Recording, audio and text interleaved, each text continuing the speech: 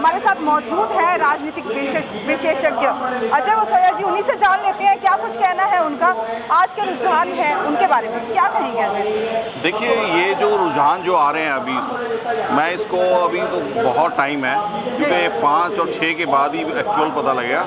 और जिस तरह से सीटें बढ़ रही है, हाँ। अभी ये जहाँ तक है 350 का आंकड़ा तो पार करेंगे ही करेंगे। अच्छा। और ये कुछ हमारी ये जो यहाँ से नई दिल्ली सीट की जो हम बात करें तो बांसुरी स्वराज जी यहाँ से लड़ रही है। उनका जो उनकी माता जी तो होती सुषमा स्वराज जी, उन्होंने लोगों के लिए दिल्ली में बहुत काम किया है, जिसका फलस्वरूप बांसुरी स्वराज जी बम्पर वोटों से जीतने जा रही है। तो मैं दिल्ली की जनता को भी और नई दिल्ली की विशेषज्ञ जनता का धन्यवाद भी करूँगा कि जिस तरह ये जीत होने जा रही है। तो जिस तरह से अगर देखा जाए तो मिला जुला परिणाम देखने को मिल रहा है। अगर बात की जाए राहुल गांधी की तो वो भी आगे चल रहे हैं, बहुत जगह ऐसा जहाँ कांग्रेस जो है वो आगे चल रही है। देखो, कुछ सीटों पे हो सकता है कांग्रेस आ रही है, लेकिन पूर्ण बहुमत तो कांग्रेस का है नहीं।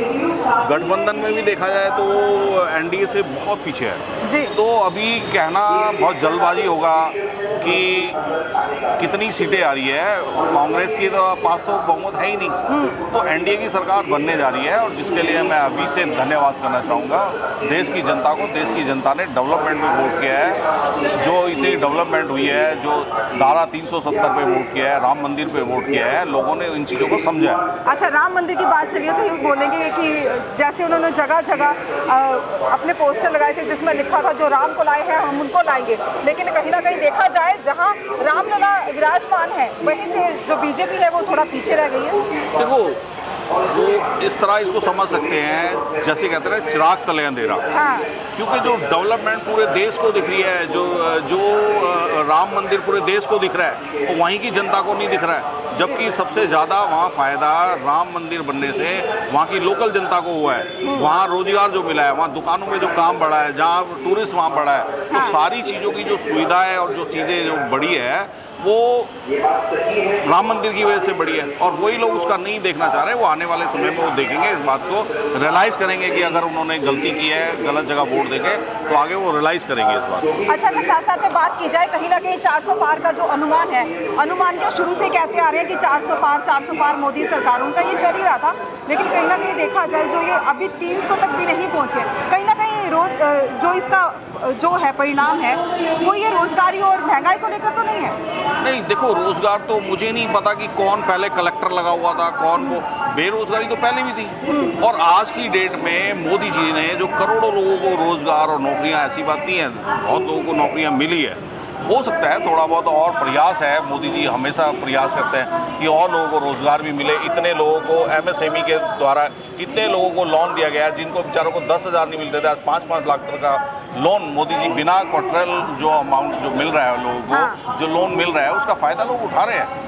उसको तो आप डिनाई नहीं कर सकते। देखिए, अगर लोन की बात करते हैं, अगर आप सुविधाओं की ही बात कर रहे हैं तो कई जगह ऐसा भी है कि जनता त्रस्त है। अगर बात की जाए तो वही जनता ये कहती है बहुत ज़्यादा फॉर्मेलिटीज़ हैं, बहुत ज़्यादा। जब लोन की बात की जाती है कि मुद्रा लोन हो गया, लघु उद्योग लोन हो गया, वो वही चाहते हैं जिनके पास पैसा नहीं होता, लेकिन उनसे बैंक चक्कर लगवाते हैं, कहीं ना कहीं उनको लोन नहीं देते। नहीं राधिका जी, देखो, आज ये लोन पहले जो था, अभी पीछे कुछ बात बिहार में भी सुनने आई है, लोगों ने ज़मीनें लिखवा के नौकरियां दी है, ज़मीनें लिखवा के लोन दिए है। मोदी जी ना तो किसी की ज़मीन लिखवा रहे हैं, ना किसी से कोई और चीज़ गिरवी रख रहे हैं। उनको सिर्फ डॉक्यूमेंटेशन तो देनी पड़ेगी ना, उनकी आईडी हो गई, उनका बैंक अकाउंट हो गया, तो कुछ चीज़ें जो है वो तो जिसको लोन लेना है, लाखों रुपये लोन है, कोई 1,000-2,000 रुपये कोई ऐसे नहीं दे देता किसी को। मोदी जी लाखों रुपये दे रहे हैं, तो उसके लिए वो फॉर्मेलिटी तो पूरी करनी पड़ेगी ना, आईडी हो गई है या कुछ डॉक्यूमेंटेशन हो गया, तो ये तो गलत नहीं है मेरे ख्याल से। तो क्या लगता है कहीं ना कहीं जिस वजह से, कुछ कमियों की वजह से, जैसे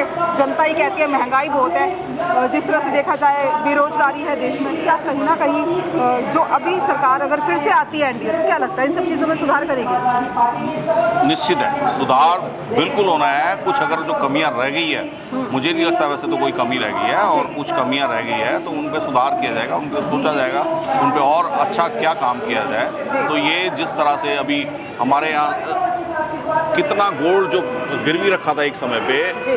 वो सैकड़ों टन गोल्ड वापस इंडिया में है। तो ये एक बड़ी उपलब्धियां हैं, इनको कोई कहना नहीं जी। चाहता। अगर सोच के देखा जाए तो ये बड़ी उपलब्धियां हैं। जी, बड़ी उपलब्धियां हैं। तो अगर बात की जाए जिस तरह से लगातार जो रुझान हम आपको दिखा रहे हैं, उसके साथ साथ और भी चीज़ें हैं और ये लगातार हम आपको दिखाते रहेंगे। साथ साथ मैं इस वक्त मैं मौजूद हूँ दिल्ली के कनॉट प्लेस के रीगल सिनेमा के सामने, जो कि अब भी जिसकी कंस्ट्रक्शन चल रही है और जिन्होंने हमें अपनी जगह दी है आज के जो ये हमारा जो आज का प्रोग्राम हो रहा है उसके लिए। और मैं जिसके लिए धन्यवाद करूँगी यहाँ के जो ओनर हैं विशाल जी, उनका, कि उन्होंने हमें अपनी जगह दी है और हमें यहाँ पे कवरेज करने का उन्होंने मौका दिया। ऐसी तमाम खबरों के लिए जुड़े रहिए हमारे साथ, देखते रहिए महानगर में।